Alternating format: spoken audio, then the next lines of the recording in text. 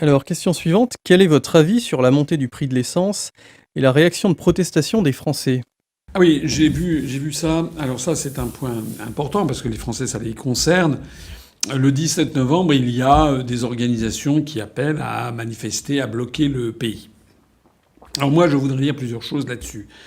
Moi, je n'aime pas trop les gens qui s'attaquent aux conséquences et qui ne dénoncent pas les causes. Si le prix de l'essence augmente de façon dramatique pour beaucoup de Français, c'est tout simplement parce qu'on augmente la fiscalité sur ces produits et aussi peut-être parce qu'il y a une augmentation de ces produits sur les prix mondiaux. Bon.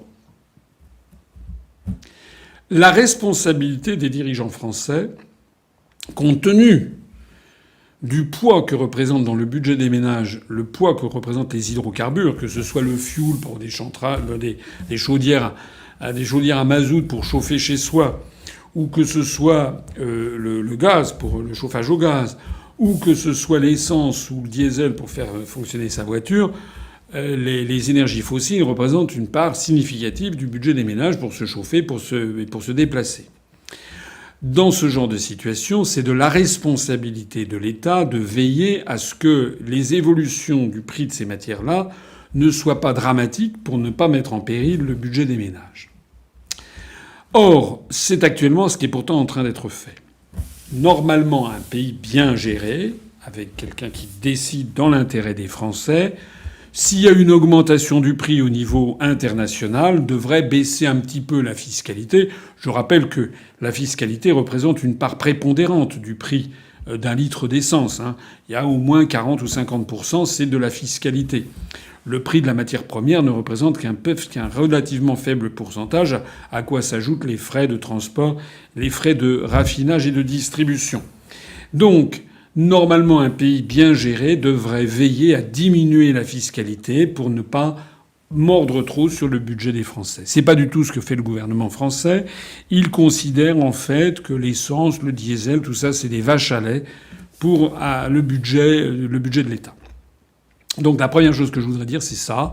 Nous, lorsque nous serons arrivés au pouvoir, j'avais déjà eu l'occasion de le dire, nous gérerons le prix des hydrocarbures avec un objectif social de façon permanente à l'esprit, en essayant de lisser les évolutions, en augmentant ou en diminuant la taxation pour avoir un prix qui soit sensiblement égal et qui gomme ainsi les évolutions, soit les évolutions des prix sur les marchés internationaux, soit les évolutions du taux de change. Ça, c'est une première chose qui est dite. Le gouvernement français ne fait pas son devoir. La deuxième chose, c'est que le gouvernement essaye d'obtenir des ressources fiscales tous azimuts parce qu'il n'arrive pas à boucler le budget de l'État, même avec le déficit qu'il n'arrive pas à combler. Mais au même moment, le gouvernement ne remet pas en cause l'évasion fiscale massive qui a lieu. Ce sont des dizaines et des dizaines et des dizaines de milliards d'euros que les très grands intérêts financiers, que M. Macron faisait semblant de critiquer tout à l'heure, que les très grands intérêts financiers, les grandes sociétés s'ingénient à ne pas payer au fisc en organisant leur évasion fiscale. J'ai déjà eu l'occasion de le dire de nombreuses fois. Ceci est notamment autorisé par l'article 63, celui-là même que M. Mélenchon citait il y a quelques jours en m'imitant, l'article 63 du traité sur le fonctionnement de l'Union européenne qui autorise la totale liberté de circulation des mouvements de capitaux. Donc, je veux bien que les gens manifestent, bien entendu. Si certains de nos adhérents vont probablement manifester. Mais une fois qu'ils auront manifesté, bon, qu'est-ce qui va se passer? Pas grand-chose. Éventuellement, le gouvernement, si vraiment la France comment dirais-je, est prise en gelée parce que ça on peut plus bouger, le gouvernement lâchera un petit peu du lest. Mais ça sera un cautère sur une jambe de bois, comme on dit. C'est-à-dire, ça ne sera pas une solution sérieuse, une solution durable. C'est une solution de rapport de force. Ce qu'il faut dans toute cette affaire, c'est faire payer les entreprises qui dégagent des profits énormes. Et pour faire payer les entreprises qui dégagent des profits énormes et qu'elles versent leur dû à la collectivité nationale, il faut rétablir un contrôle des mouvements de capitaux, point barre.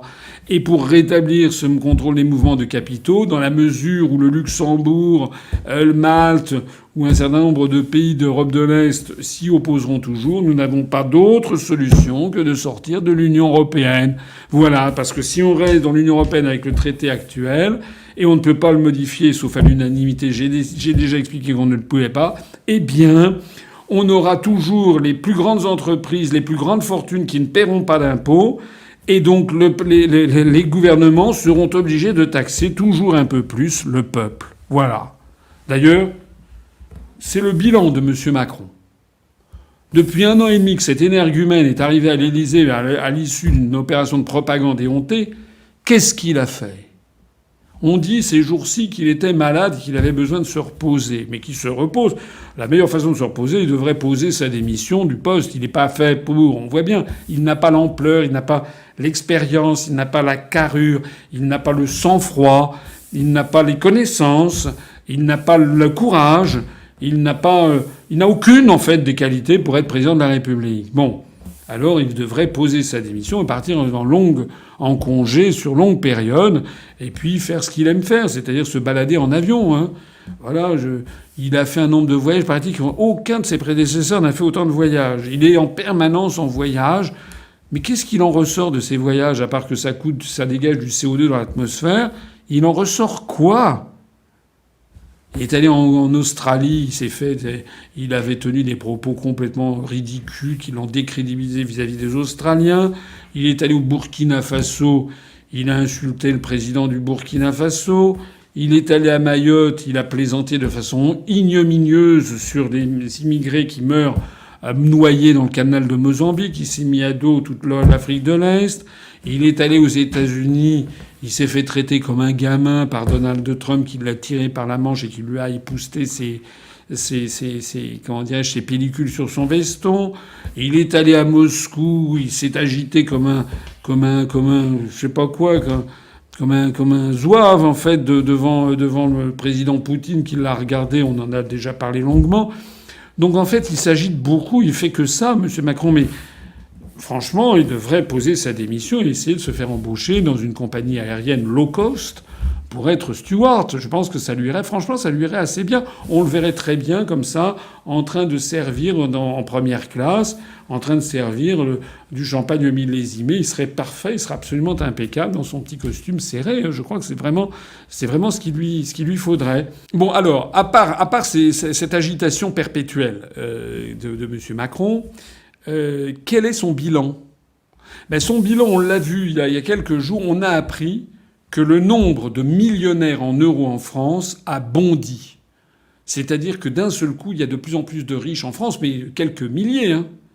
Et au même moment que le nombre de pauvres et de gens qui sont dans la gêne explose. C'est ça, le bilan de M. Macron. Le vrai bilan de M. Macron, au bout d'1 an et demi de présence à l'Élysée, c'est qu'une toute petite minorité de gens riches sont encore plus riches et que la grande masse des Français s'appauvrit, tandis que les pauvres sont beaucoup plus pauvres. Voilà le bilan de M. Macron. Maintenant, nous, qu'est-ce qu'on fera quand on sera arrivé aux affaires ? Nous sommes des gens sérieux. Nous visons le bien public. Moi, je ne suis pas là, vous l'avez remarqué, sinon, j'aurais pas eu la campagne présidentielle que j'ai eue. Si j'étais le larbin de l'oligarchie des grands intérêts financiers, j'aurais été traité comme M. Macron, on aurait parlé de moi partout. Moi, je suis là pour défendre, excusez-moi de le souligner, mais le peuple français et la chose publique, le bien public, ce qu'on appelle res publica, ce qu'a donné la République. Donc nous, lorsqu'on sera arrivé au pouvoir, on fera quoi sur cette question ? 1. On rétablit le contrôle des mouvements de capitaux. Et ça, on pourra le faire parce qu'on sortira de l'euro et de l'Union européenne et qu'on dénoncera les articles, notamment l'article 63. Donc on ne se mettrait pas en tort vis-à-vis du droit international. On rétablira les mouvements de capitaux, comme la plupart des pays du monde d'ailleurs ont une réglementation des mouvements de capitaux, tout particulièrement les pays qui se développent le plus vite, comme la Chine, l'Inde, l'Asie du Sud-Est. 2, une fois qu'on aura rétabli les mouvements de capitaux, on pourra s'attaquer sérieusement, enfin, à l'évasion fiscale organisée par les très grandes fortunes et les très grands groupes financiers. Et là, on leur demandera de payer. Et croyez-moi, on fera rentrer dans les caisses de l'État, là c'est l'inspecteur général des finances de formation qui vous parle, on fera rentrer dans les caisses de l'État des milliards d'euros. On n'ira pas le chercher sur les 60 millions de Français qui circulent en France avec de l'essence. On ira chercher cet argent auprès de ces très grands groupes qui dégagent des profits mirobolants et qui dégagent des dividendes pour une toute petite minorité d'actionnaires. C'est le deuxième point.